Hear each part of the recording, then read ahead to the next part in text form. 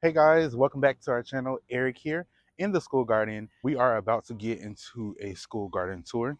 Before we do that, I want to thank you guys so much for coming back for another video. I know we haven't really been posting actual videos on our channel, but we have been posting shorts and we are at 200 subscribers. We want to thank you all so much for joining this channel, following our journey in different school gardens and community gardens. For those that have not subscribed yet, make sure to go ahead and subscribe, like this video, comment, share this video, and do not forget to click the notification bell to be notified of when we drop new videos, which is every single week. Coming up soon, we will be dropping our Life Cycles Peppers edition video. We just have to finish editing it and then post it. So that will be dropping this week. So stay tuned for that. That's why you have to have your um, notification bell on, because we like to push out a lot of different content to help you along in your gardening journey. So without further ado, let's get into today's tour. All right, guys. So I actually thought that this cantaloupe was not good because they had holes like you see here on the skin, on the surface of the skin. And I thought that there would be like vine borers and maggots or whatever in here, but it's really not. In the smell, the scent of this cantaloupe is so sweet. It smells so good. But we have at least 7 more cantaloupes that we can harvest. Probably not today, but I'm gonna check and take you along with me. But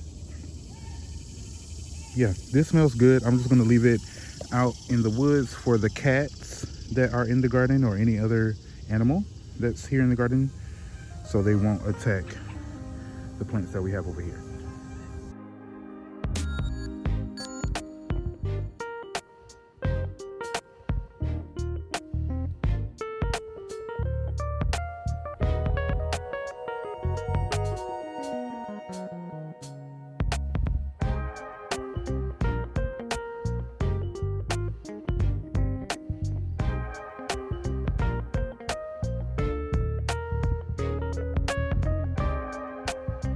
The trees, the fruit trees in the orchard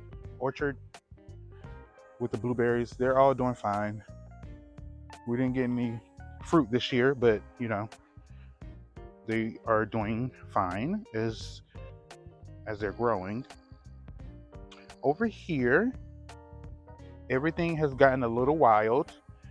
So I've been in and out of the state, going back and forth from Florida, and so I haven't, in the past month, I haven't had the amount of time to actually be hands-on with the garden, like removing weeds, dealing with pest pressure, keeping up with the fertilizing, planting new plants. I've done what I could, and this is the result. So we have a squash plant here, which is producing pretty well. We have watermelon. We have, this is an acorn squash, I believe. Again, I haven't done well with labeling. Some of the plants have labels, but not all of them. Another squash plant, basil, that's going to seed.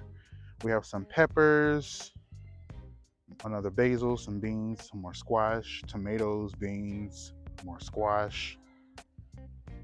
And look at this lovely squash plant. It's growing so big. I think that's yeah, I already killed that squash bug there. There were so many of those little squash bugs. So these are little pests that you do not want in your garden. If you see them, destroy them. They pretend to be ladybugs, but those are not ladybugs.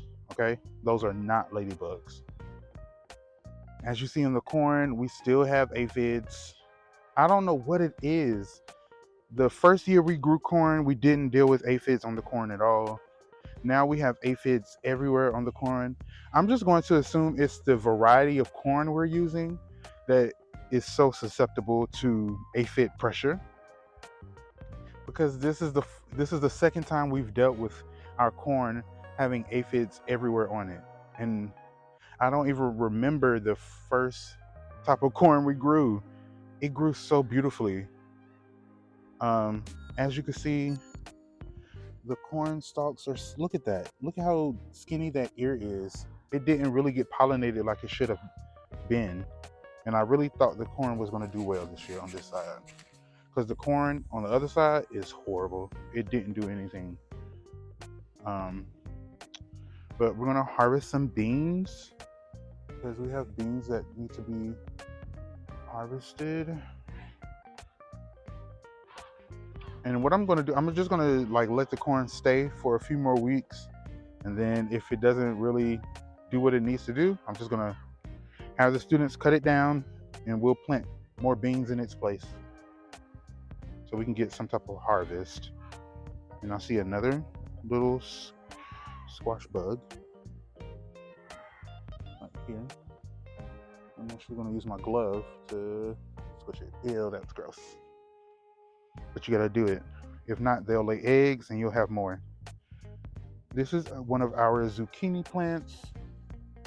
The bees were all up in here pollinating, collecting pollen. There's another squash bug back here that I see. Right there on that leaf. You see, you guys, right here. I don't know if you guys can see it. I think I destroyed it. I'm not sure. But we have peppers back here, along with some tomatoes, and then an eggplant right here, which is getting so much bigger. It's really pretty. It's such a beautiful eggplant. And we have marigold plant. We have more zinnias. Oh, I wanted to show you guys this zinnia. Look at this. Look how pretty that is. I think that is our Maritza zinnia. I didn't think we were going to have any germinate, but that one did. It's so pretty. And I love how the petals are like white and then at the tips, and then the rest of the petals are pink, a hot pink color. So pretty. And then we have more zinnias and tomatoes back here. I've had to use those little green stakes to hold up a lot of the plants. When it comes to these long rows, I tend to just let the plants sprawl out. And as you can see, we've done like a grid pattern. So we have a group of squash, then a group of peppers, a group of beans, a group of corn with squash in the front, and then a group of squash with a group of peppers and tomatoes in the back, a group of okra right here, which looks beautiful. Have you guys ever seen the inside of a okra flower? Look how gorgeous that is. Beautiful. And then a group of peppers, a group of herbs, a group of tomatoes, a group of root crops, turnips and radishes, and then another group of miscellaneous vegetables like Swiss chard, artichoke, and another group of okra.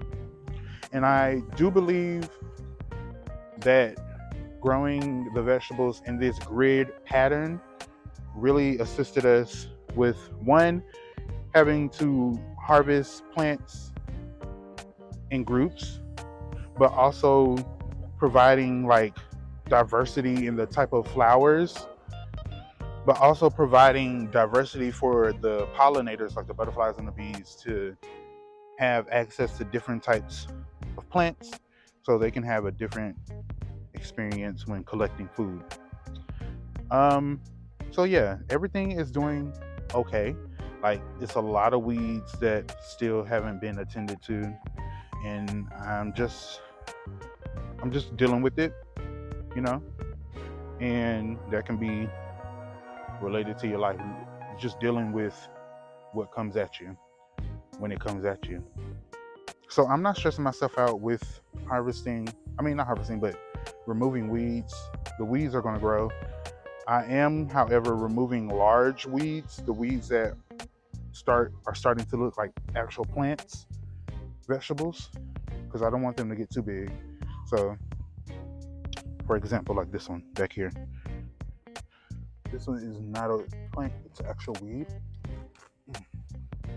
So anything that gets larger than the actual plants we're removing, but all the small weeds, they can grow. I don't care. But we have okra and artichoke over here. I really hope the artichoke continues to grow well, because I would love to have artichokes for families in the fall. And I wanted to show you this as well, guys. Over here, I thought this was an onion, then I thought it was a garlic. This plant over here, that's actually a leek. That's a leek back there. So last year, some students planted onions and leeks as seeds in rows back there, but none of them germinated as I thought. None of them germinated. But one of them did germinate. And so we have one leek. I need to find out when to harvest leeks, because I probably should just pull it up now, but I'm not sure. So if you guys want to let me know in the comments, go ahead. But I'm gonna do some research and find out when to harvest leeks. Towards the left, well, the right hand side of our greenhouse, we have our grapes. So if you follow us on TikTok, you would know that we did transplant our grapes into these whiskey barrels, because we wanted them to grow even more and produce actual grapes, because they were in the ground for, I would say, this was their second year, I believe. Second or going on their third year of being in the ground and producing no type of grapes nor any new branches to extend along these wood panels. So we did transplant them, and we probably should have waited until the fall to transplant them, so that they wouldn't experience such a drastic shock, because their leaves turned brown, crispy, and fell off. But I'm really excited. You see that, how crispy that is? But I'm really excited that they are now producing new growth. They have bounced back.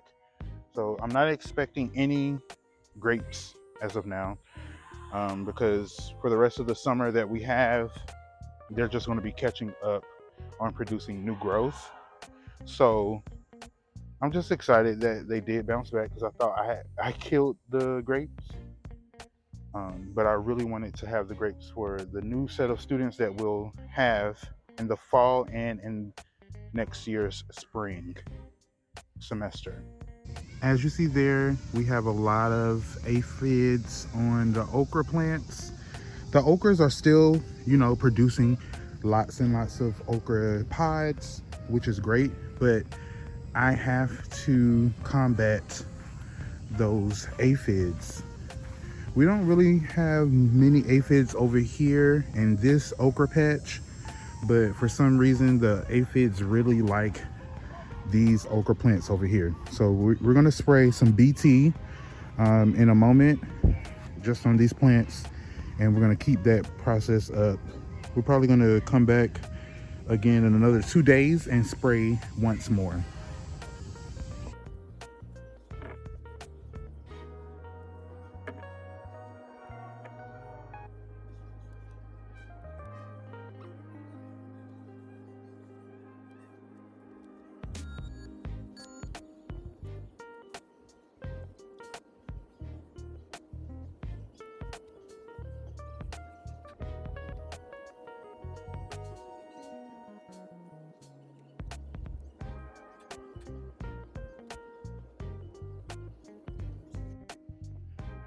So this is one of the seed potatoes here, and we're starting to harvest our potatoes, as you see. And this is one of the potatoes, and you can see this is already ready to be planted again. So we'll probably most likely plant this again later next month with the students to get another harvest of potatoes going.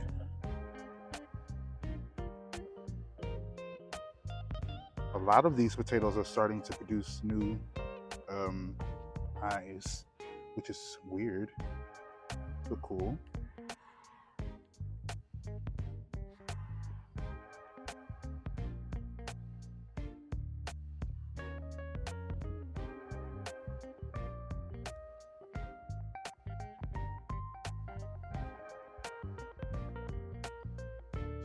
something bit into this, or this was just a what do you call it, deformed potato, we're probably just going to put this in a compost pile.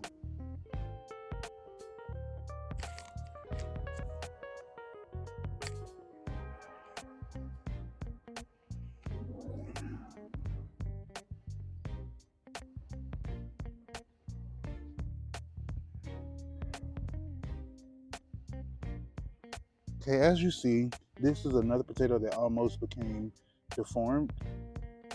It's still edible. But most of these potatoes are super small. We can give some of these away. Well, probably not even this one because it's green. This one's a bit green. This one's green.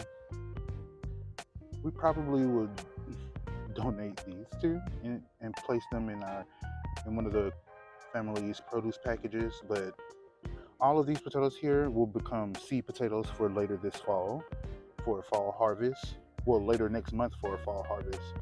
So we're just gonna store these inside of the greenhouse for now.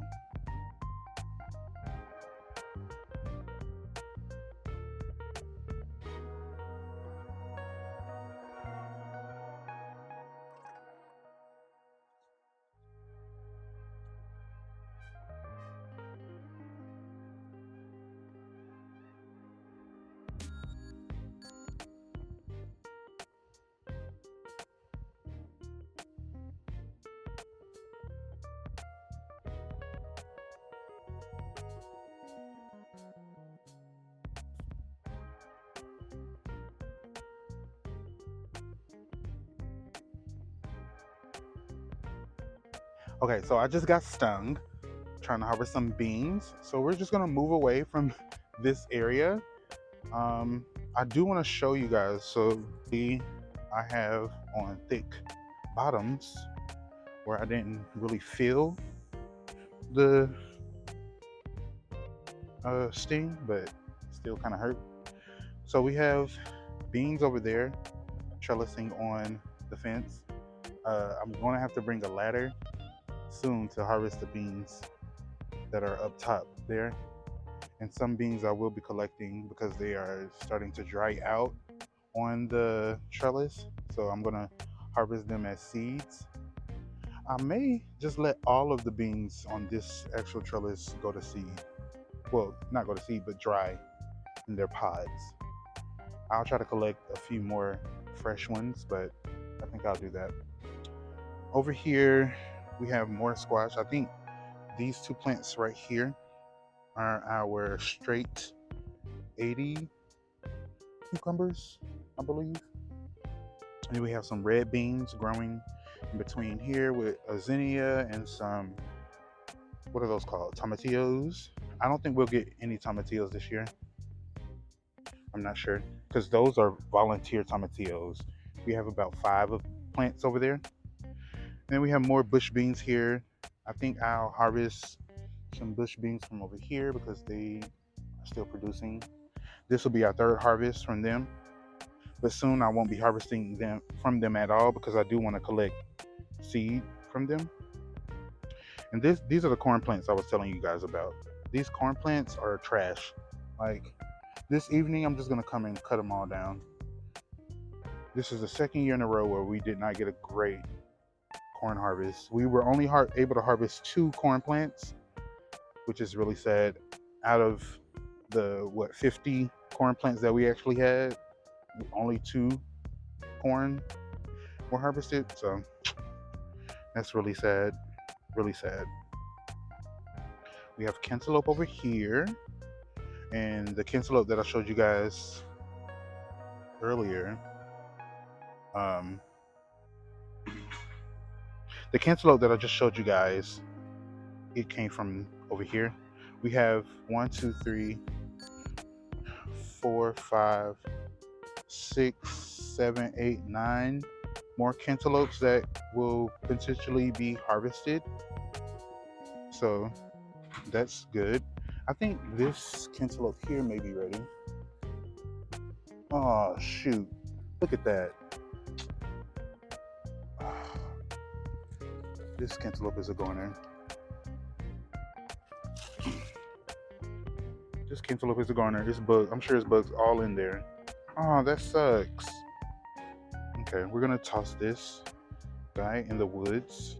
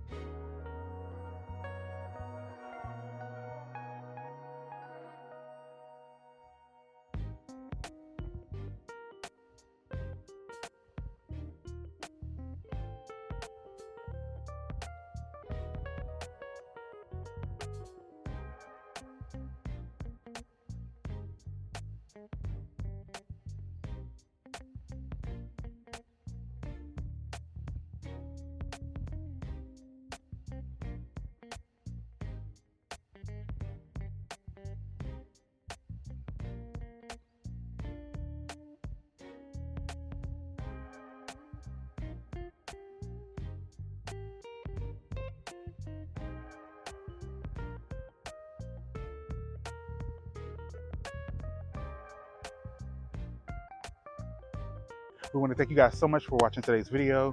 Again, make sure that you like, subscribe, share this video, and don't forget to click the notification bell. Also, follow us on our socials. We can be found on Instagram and Facebook at EBLLCINC and on TikTok at Project Grape. Make sure to keep an eye out for our next Life Cycles video, which is specifically talking about peppers, how to grow them, what peppers are, their life cycle, their lifespan, how to harden them off, how to keep them overwintered in a cool, sheltered place, and other things like that. So if you want to watch that, make sure to subscribe, of course, and stay tuned. And until next time, we will see you guys later in the garden. Bye.